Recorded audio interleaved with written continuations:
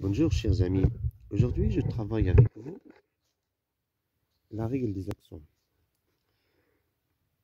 Je fais cette leçon dans un champ où il y a le calme, le chant des oiseaux, le soleil, l'ombre, sous l'ombre d'un olivier. Après l'effort de classe toute la semaine, alors je profite de ce jour de repos pour me relaxer, me reposer et irriguer mes arbres et chercher des herbes sèches pour les moutons. Alors, je commence par l'accent grave. C'est un accent qui s'écrit de cette façon, de gauche à droite. Il se prononce E, E vert, E. Première règle, E plus consonne plus muet.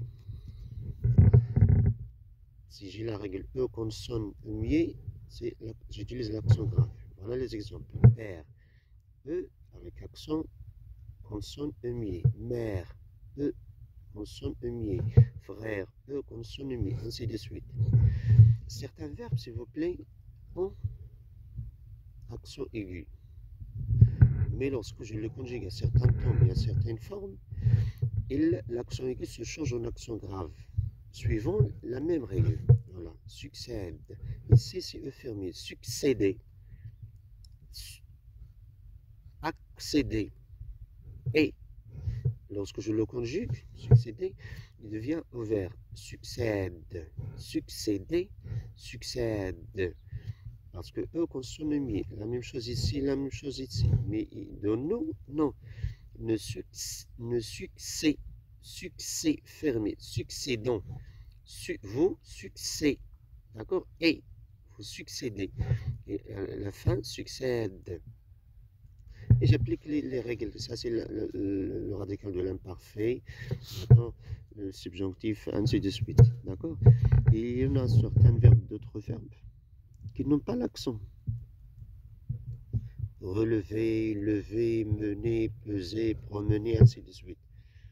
D'accord? Semer. Mais lorsque je le conjugue, ils prennent l'accent lorsque j'obtiens cette règle. E consonne muet. Voyez bien, je mène. E consonne muet.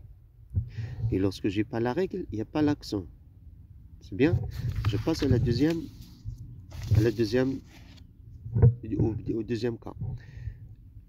Quand j'utilise l'accent grave, lorsque j'ai E plus S d'origine, dans certains mots, trait, prêt, exprès, accès, alloué, succès, progrès, ça veut dire quoi? S d'origine, ça veut dire S, je ne veux pas le supprimer.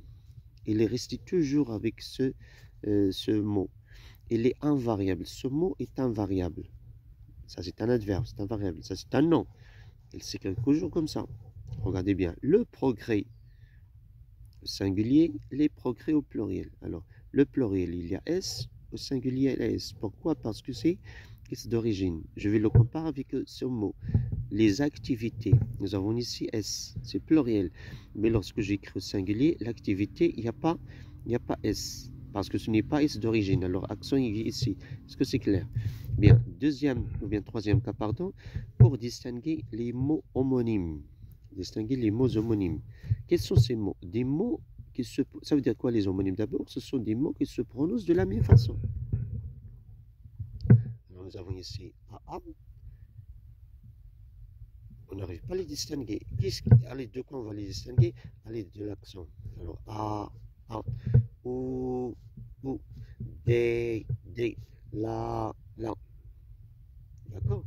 Lorsque je mets l'accent, j'allonge un petit peu la prononciation. Alors voilà, premièrement, l'accent grave.